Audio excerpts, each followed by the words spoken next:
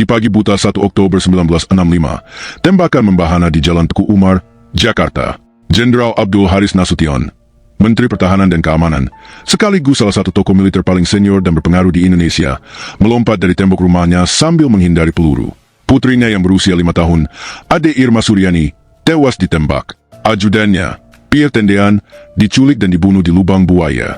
Nasution selamat, tapi luka fisik dan batinnya tak pernah pulih sepenuhnya. Yang mengejutkan bukanlah kelangsungan hidupnya, melainkan apa yang terjadi sesudahnya. Di tengah kekosongan kepemimpinan militer pasca pembunuhan 5 jenderal lainnya, Nasution, ahli strategi yang selama ini dikenal tegas, visioner, dan anti-komunis garis keras, memilih keheningan taktis. Ia tidak merebut kendali penuh. Ia mendelegasikan operasi kepada Mayor Jenderal Soeharto, Panglima Kostrad yang lebih junior. Keputusan itu, menurut banyak analisis, menjadi titik balik yang memungkinkan Soeharto naik secara bertahap dan mendominasi Indonesia selama lebih dari 3 dekade. Apakah ini kesalahan fatal, atau ada alasan lebih dalam yang tersembunyi di baliknya?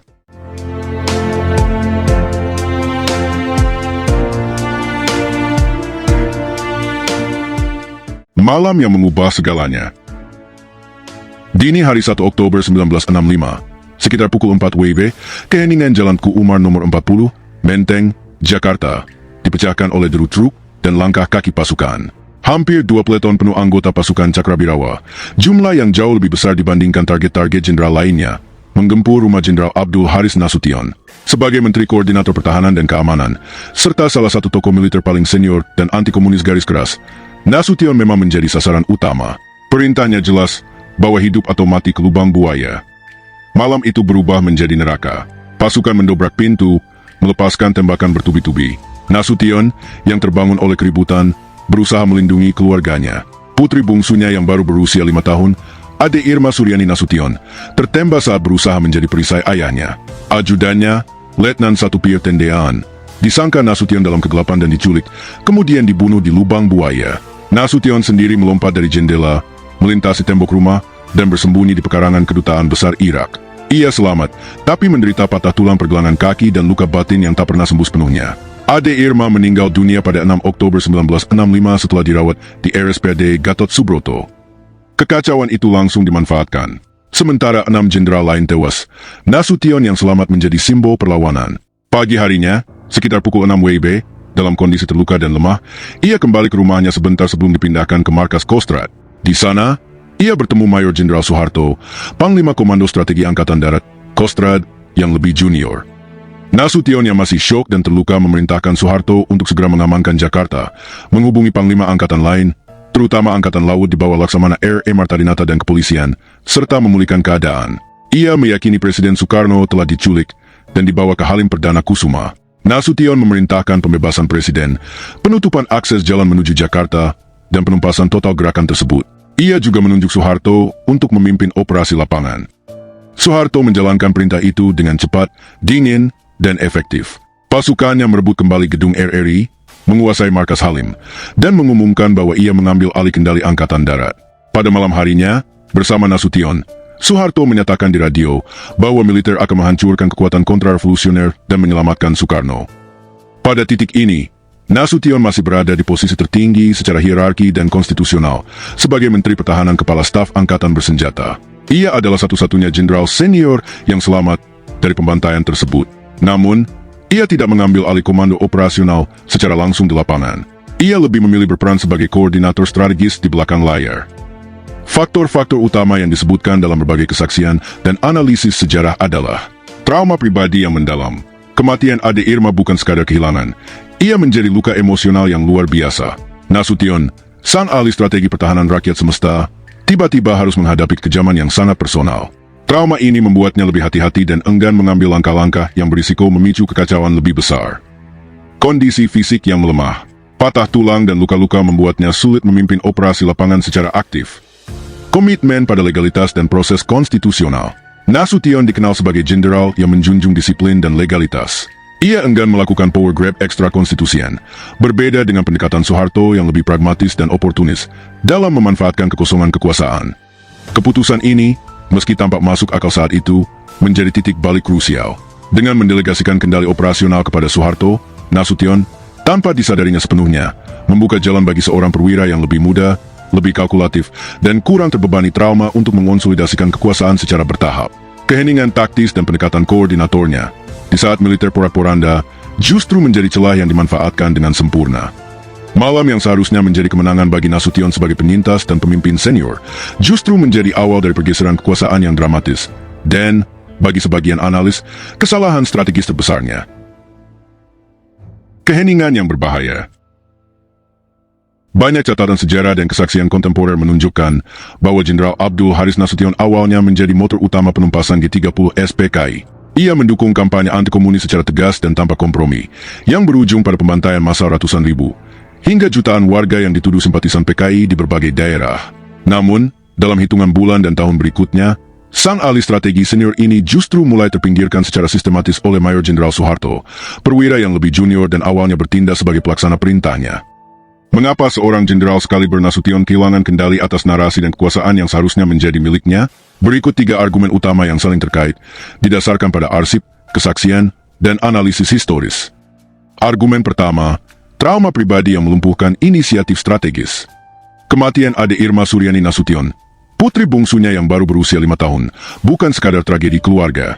Ia menjadi luka emosional yang mendalam dan personal. Malam itu, Ade Irma tertembak saat mencoba melindungi ayahnya. Nasution menyaksikan sendiri putrinya berlumuran darah. Trauma ini, ditambah patah tulang pergelangan kaki yang dideritanya saat melompati pagar, membuatnya beroperasi dalam kondisi fisik dan psikologis yang rapuh. Sebagai pemikir militer brilian yang merumuskan doktrin pertahanan rakyat semesta, Nasution tiba-tiba menjadi sosok yang terluka. Hal ini membuatnya lebih hati-hati, enggan mengambil langkah radikal, yang berpotensi memicu perang saudara lebih luas atau chaos total. Sementara itu, Soeharto, yang rumahnya tak diserang, keluarganya tak menjadi korban, dan dirinya tak terbebani trauma serupa, bergerak dengan dingin, kalkulatif, dan penuh ambisi. Trauma Nasution mungkin menyelamatkan negara dari kekerasan lebih ekstrim, tetapi sekaligus membuka celah bagi perwira junior yang lebih pragmatis untuk mendominasi panggung.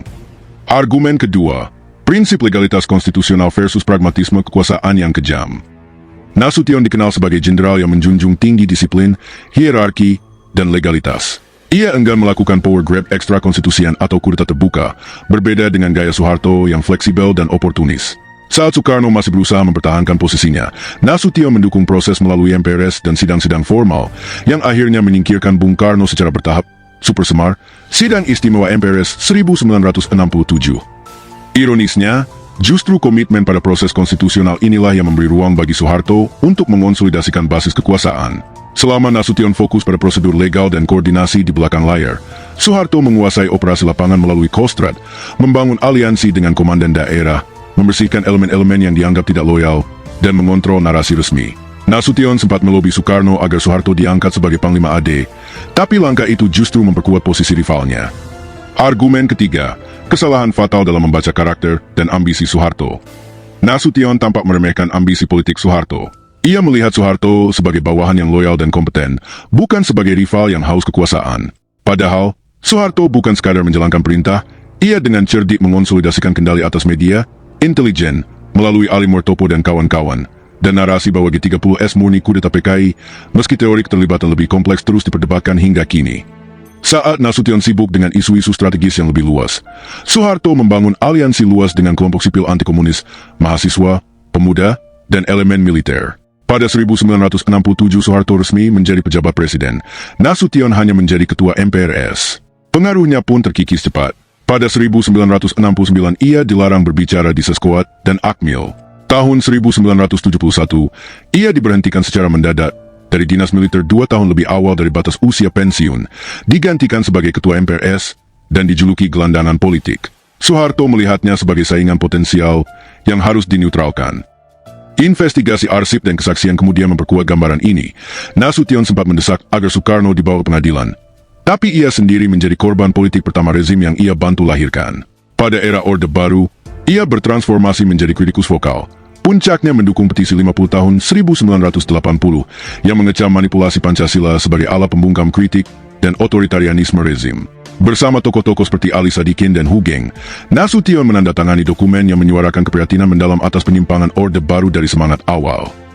Keheningan taktis dan pendekatan koordinator Nasution pasca 1 Oktober 1965 bukanlah sekadar kelemahan pribadi, melainkan kombinasi fatal antara trauma, prinsip legalitas yang kaku, dan kegagalan membaca ambisi lawan. Di saat militer propaganda dan negara berada di persimpangan, senioritas, otoritas moral, dan visi strategisnya seharusnya menjadi modal untuk mengambil kendali penuh. Dengan mendelegasikan terlalu banyak, ia membiarkan kendali narasi, operasional, dan politik beralih ke tangan yang lebih oportunis. Hasilnya, orde baru yang lahir dari tangannya justru menjadi rezim sentralistis, korup, dan represif, sesuatu yang jauh dari visi Nasution tentang negara yang kuat, konstitusional, dan berbasis pertahanan rakyat. Ironi sejarah ini tetap menjadi pelajaran pahit. Dalam politik kekuasaan, kehati-hatian seorang negarawan seringkali berarti kekalahan telak. Dan Nasution, sang penyintas G30S, akhirnya menjadi salah satu korban paling tragis dari mesin politik yang ia bantu bangun. Mengapa ini kesalahan terbesar? Secara argumentatif, keheningan Nasution bukan sekadar kelemahan pribadi, melainkan kegagalan strategis seorang ahli strategi. Di saat krusial, ketika militer propaganda dan negara berada di ambang chaos, senioritas dan otoritasnya seharusnya menjadi modal untuk mengambil inisiatif penuh.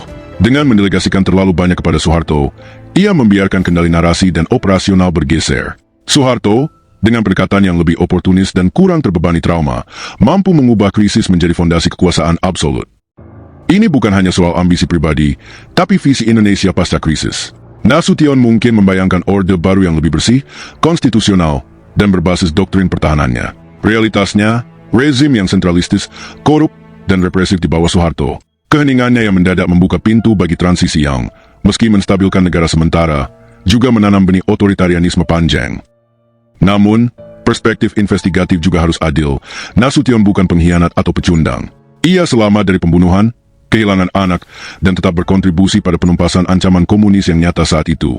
Keheningannya bisa dibaca sebagai kehati-hatian seorang negarawan yang tak ingin memperburuk kekacauan, bukan sekadar kegagalan. Tapi dalam politik kekuasaan, kehati-hatian seringkali berarti kekalahan. Hingga kini, peristiwa 1965 tetap penuh misteri dan kontroversi, dari peran Soekarno, keterlibatan asing, hingga narasi resmi yang dipaksakan. Nasution meninggal tahun 2000, setelah sempat berdamai dengan Soeharto di masa tuanya.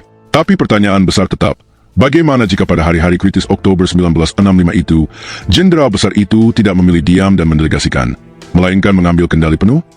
Sejarah Indonesia mungkin akan berbeda. Dan itu, barangkali, adalah pelajaran paling tajam dari kesalahan terbesar seorang jenderal, yang seharusnya menjadi pahlawan tanpa celah.